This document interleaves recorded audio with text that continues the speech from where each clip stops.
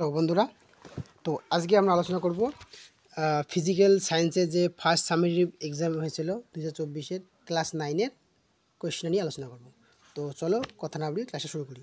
তো আগেই বলে দেই, আমাদের এখানে যে আমাদের শর্ট প্রশ্নগুলো আছে সেগুলো তো আমরা এখানে সলভ করব, সঙ্গে যে বড় প্রশ্নগুলো আছে সেগুলো আমরা তোমাদেরকে এখানে স্ক্রিনে একটা করে নোট দিয়ে দেবো, তোমরা সেখান থেকে দেখে নিও। আশা করি তোমাদের বুঝতে অসুবিধা হবে না। তো আমাদের আজকে প্রথম প্রশ্ন আছে কি, প্রথম প্রশ্ন হচ্ছে স্কেলার রাশি হলো সরণ, দ্রুতি, বেগ, ত্বরণ। আমরা কি জানি সরণের একটা নির্দিষ্ট কি আছে, দিক আছে, আর নির্দিষ্ট কি আছে, মান আছে। কাজেই আমরা জানি যার একটা নির্দিষ্ট দিক থাকে আর নির্দিষ্ট মান থাকে সেটাকে কি রাশি বলি আমরা, সেটাকে বলি আমরা ভেক্টর রাশি বলি। তাহলে এক্ষেত্রে এটা আমাদের কী রাশি, এটা হচ্ছে আমাদের ভেক্টর রাশি। আচ্ছা, এরপর একই রকমভাবে দ্রুতি কি, আমরা জানি দ্রুতি হচ্ছে একটা নির্দিষ্ট কি আছে, এর মান আছে কিন্তু এর নির্দিষ্ট কোনো দিক নেই, ও যেই দিকে এসছে আমরা সেই দিকে হতে পারে, দ্রুতির কোনো নির্দিষ্ট কি নেই, একটা মান আছে কোনো নির্দিষ্ট দিক নেই। কাজেই তাহলে স্কেলার রাশি কোনটি, স্কেলার রাশি হচ্ছে আমাদের দ্রুতি। তাহলে সঠিক উত্তর কি, সঠিক উত্তর হচ্ছে আমাদের দ্রুতি হচ্ছে আমাদের কি সঠিক উত্তর। আচ্ছা, নেক্সট প্রশ্ন বলছে তড়িৎ প্রবাহ মাত্রার একক হলো, আমরা জানি সেন্টিমিটার কিসের একক, সেন্টিমিটার হচ্ছে আমাদের দৈর্ঘ্যের একক। আচ্ছা, এরপরে কুলম্ব হচ্ছে আমাদের কি, কুলম্ব হচ্ছে আমাদের তড়িৎ কী বলবো আধানের একক। দীপন প্রাবল্য হচ্ছে আমাদের কি, দীপন প্রাবল্য আমাদের হচ্ছে আমাদের কি একটা কী বলবো প্রাথমিক একক, দীপন প্রাবল্য, যার একক হচ্ছে কি ক্যান্ডেলা। তাহলে এক্ষেত্রে তড়িৎ প্রবাহ মাত্রার একক কি, তড়িৎ প্রবাহ মাত্রার একক হচ্ছে আমাদের কি অ্যাম্পিয়ার। অ্যাম্পিয়ার হচ্ছে আমাদের তড়িৎ প্রবাহ মাত্রার একক। তাহলে সঠিক উত্তর কি, সঠিক উত্তর হচ্ছে আমাদের কি অ্যাম্পিয়ার।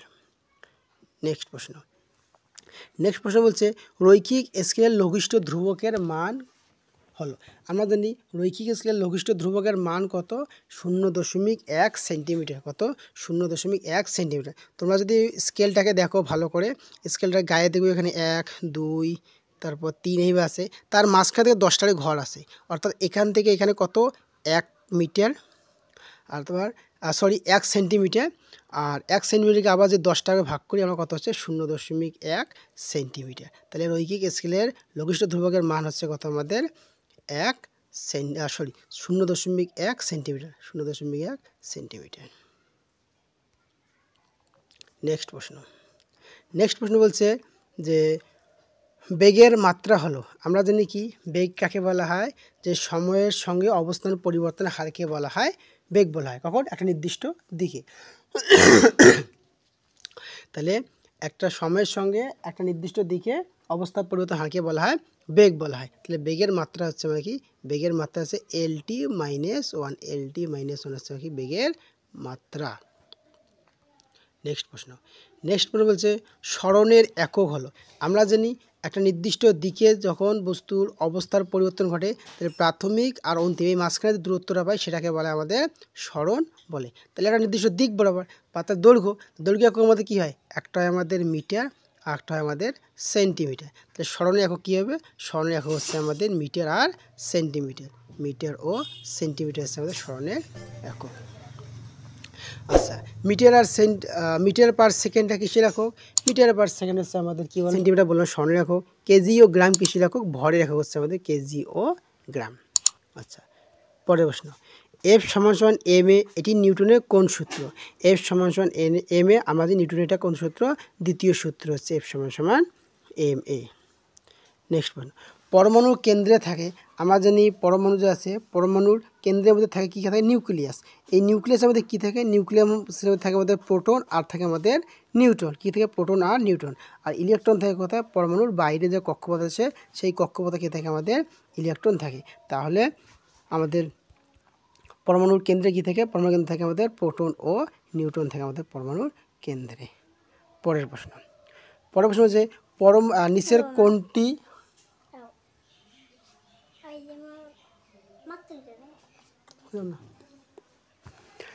নিচের কোনটি তেজস্ক্রিয় মৌল, আমরা জানি boron, carbon die oxide, nitrogen, এগুলো কোনো তেজস্ক্রিয় মৌল নয়। তো তেজস্ক্রিয় মৌল হচ্ছে আমাদের কি ইউরেনিয়াম হচ্ছে আমাদের তেজস্ক্রিয় মৌল। তাহলে সঠিক উত্তর হচ্ছে আমাদের কি ইউরেনিয়াম।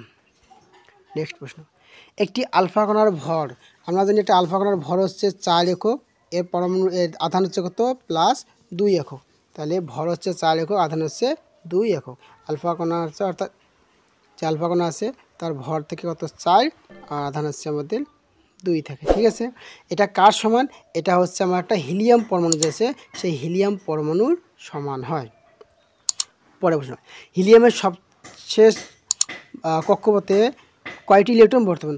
একমাত্র আমাদের যে নিষ্ক্রিয় গ্যাস 6টা আছে, হিলিয়াম, নিয়ন, আর্গন, ক্রিপ্টন, জেনন, রেডন। ঠিক আছে, হিলিয়াম, নিয়ন, আর্গন, ক্রিপ্টন, জেনন, রেডন, এই যে 5টা যে আমাদের যে নিষ্ক্রিয় গ্যাস আছে, এই নিষ্ক্রিয় গ্যাস 5টার মধ্যে একমাত্র কিসের ক্ষেত্রে? একমাত্র আমাদের হিলিয়ামের ক্ষেত্রে সবথেকে বাইরে কক্ষপথে কয়টা? 2টা ইলেকট্রন থাকে। বাদবাকি সব ইলেকট্রনগুলোর ক্ষেত্রে কয়টা থাকে আমাদের? সব মৌলগুলোর ক্ষেত্রে কয়টা থাকে? সব মৌলগুলোর ক্ষেত্রে 8টা করে থাকবে। একমাত্র আমাদের হিলিয়ামের ক্ষেত্রে কয়টা থাকে? 8টা থাকে। কয়টা? 2টো থাকে। হিলিয়ামের ক্ষেত্রে কয়টা থাকে আমাদের? 2টা থাকে। বাদবাকি সবগুলোর ক্ষেত্রে কয়টা থাকে আমাদের?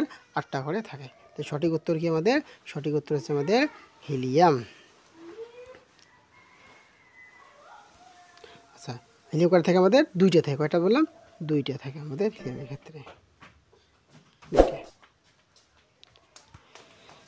আচ্ছা, পরের প্রশ্ন বলছে দ্রবণের 2টি অংশ হলো। আমরা জানি দ্রবণে কয়টা অংশ থাকে? 2টো। কি? একটাকে বলা হয় দ্রাব, আরটাকে বলা হয় দ্রাবক। অর্থাৎ এই দ্রাব আর দ্রাবকের মিশ্রণকে বলা হয় আমাদের কি বলা হয়? দ্রবণ বলা হয়। তাহলে এই দ্রবণের 2টি অংশ কি? একটা হলো দ্রাব, আরটা হলো আমাদের দ্রাবক। দ্রাব আর দ্রাবক।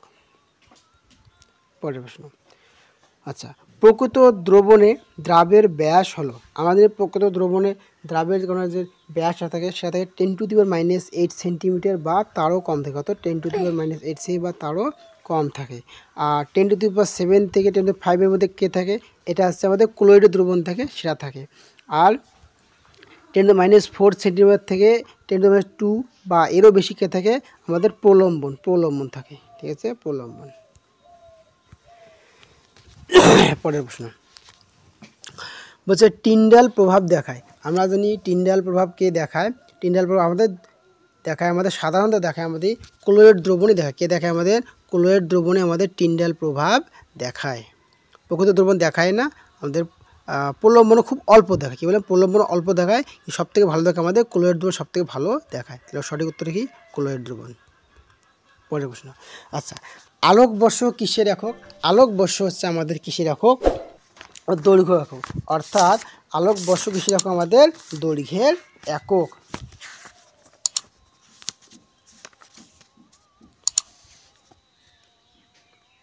আচ্ছা, আলোকবর্ষ তাহলে কিসের দৈর্ঘ্য একক বুঝলাম। আলোকবর্ষ কাকে বলা যাবে? যে শূন্য মাধ্যমে 1 বছরে আলো যে দূরত্ব অতিক্রম করে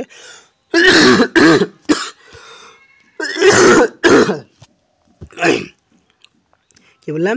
শূন্য মাধ্যমে আলো 1 বছরে যে দূরত্ব অতিক্রম করে তাকেই বলা হয় আলোকবর্ষ বলা হয়। 1 আলোকবর্ষ সমান সমান লাইট ইয়ার সমান সমান 9.46 ইন্টু 10⁻15 মিটার। কত বললাম? 15 মিটার বা 9.6 ইন্টু 10⁻12 কিলোমিটার। তাহলে কী বললাম? 1 আলোকবর্ষ বা লাইট ইয়ার সমান সমান 9.6 ইন্টু 10⁻15 মিটার অথবা 9.6 ইন্টু 10⁻12 কিলোমিটার। এটা হচ্ছে কি আলোকবর্ষ। আলোকবর্ষ কিসের একক? আলোকবর্ষ হচ্ছে আমাদের দৈর্ঘ্য পরিমাপের একক। আচ্ছা, পরের প্রশ্ন হচ্ছে এককবিহীন রাশি কাকে বলে? এককবিহীন রাশি কাকে বলে? যখন কোনো ভৌত রাশি দুটি সমজাতীয় রাশির অনুপাত হয় তখন তাকে বলা এককবিহীন ভৌত রাশি বলে। যেমন আমাদের কি থাকে? দ্রাব্যতা হয় আমাদের, কারণ দ্রাব্যতা আমাদের কি হয়? দ্রাব্যতা, তারপর হচ্ছে আমাদের প্রতিসরাঙ্ক, তারপরে পারমাণবিক গুরুত্ব, আণবিক গুরুত্ব, এই সবই হচ্ছে কি আমাদের এককবিহীন ভৌত রাশি। আচ্ছা, বলের একক কী? বলের একক হচ্ছে সিজিএস পদ্ধতিতে হয় আমাদের ডাইন, আর এসআই পদ্ধতিতে হচ্ছে আমাদের হয় নিউটন। তাহলে বলের একক কী? নিউটন ও ডাইন। আচ্ছা, এখানে একটা যে বলে দেয়, কী বললাম? বলের একক হচ্ছে আমাদের দুটো, একটা আছে নিউটন আর ডাইন। আর যে বলে দেয় 1 নিউটন সমান সমান 10⁵ ডাইন। এটা পরীক্ষা খুবই আসে, ঠিক আছে। আচ্ছা, পরের প্রশ্ন বলছে যে ভরবেগ কাকে বলে?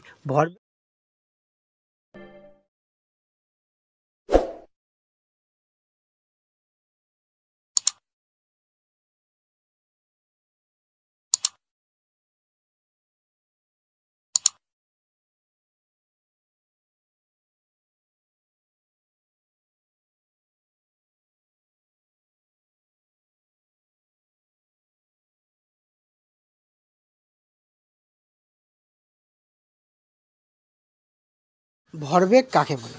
আচ্ছা, ভরবেগ কাকে বলা হয়? ভর ও বেগের সমন্বয়ে কোনো গতিশীল বস্তুতে যে ধর্মের সৃষ্টি হয় তাকে বলা হয় ভরবেগ বলা হয়। আচ্ছা, নিউক্লাইড কি? নিউক্লাইড কাকে বলা হয়? নিউক্লাইড বলা হয় কি কোনো একটা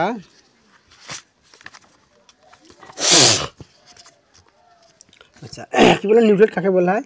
যে কোনোটা মৌলের মধ্যে নির্দিষ্ট পারমাণবিক সংখ্যা বা পরমাণু ক্রমাঙ্ক এবং ভর সংখ্যা বিশিষ্ট নিউক্লিয়াসকে নিউক্লাইড বলে। কী বললাম? ধরো এক্স একটা মৌল, তার ধরলাম পরমাণু ক্রমাঙ্ক ধরলাম জেড এবং তার ভর সংখ্যা ধরলাম এ। এই যে এক্স যে মৌলটা পেলাম যার ভর সংখ্যা হচ্ছে আমার জেড এবং এ আর পরমাণু সংখ্যা হচ্ছে জেড, এই যে নতুন একটা নিউক্লিয়াস যুক্ত নিউক্লিয়াসকে পেলাম, এটাকে বলা হয় নিউক্লাইড বলা হয়। আবার বলছি, নিউক্লাইড কাকে বলে?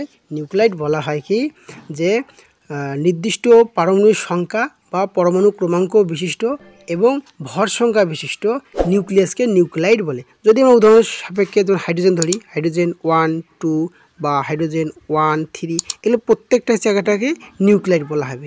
একই রকম আমরা বলতে পারি যে আমাদের যদি আমরা এটাকে সোডিয়াম ধরি, যে সোডিয়াম কত হয়? 11, 23। তাহলে এই যে আমাদের পেলাম নতুন একটা মৌল বা নিউক্লিয়াসযুক্ত যে একটা নিউক্লিয়াসযুক্ত পেলাম, এটাকে বলা হয় নিউক্লাইড বলা হয়, যার পরমাণু ক্রমাঙ্ক হচ্ছে 11 আর ভর সংখ্যা হচ্ছে আমাদের 23। আচ্ছা, এরপর হচ্ছে নিউট্রন কে আবিষ্কার করেন? নিউট্রন আবিষ্কার করেন আমাদের স্যাডউইক আবিষ্কার করেন। কে আবিষ্কার করেন? স্যাডউইক আবিষ্কার করেন।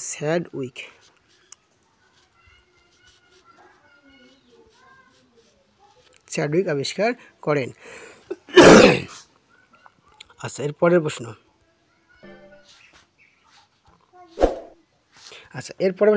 ক্লাসন কি? ক্লাসন মানে কি? যে পদ্ধতিতে ক্লাস প্রস্তুত করা হয় তাকেই সাধারণত বলা হয় ক্লাসন বলা হয় বা স্ফটিকরণ বলা হয়। আচ্ছা, এরপরের প্রশ্ন হচ্ছে গ্লোবাল লবণের সংকেত কি? আমাদের গ্লোবাল লবণ মানে সোডিয়াম সালফেট, যার অণুতে 10 অণু ক্লাস জল আছে সেটাকে বলে গ্লোবাল লবণ বলে। অর্থাৎ কি বললাম? সোডিয়াম সালফেট ডট কী বলবো 10 অণু H2SO, অর্থাৎ সোডিয়াম সালফেটের মধ্যে 10 অণু কী আছে? ক্লাস জল আছে, এটাকে সাধারণত বলা গ্লোবাল লবণ বলা হয়।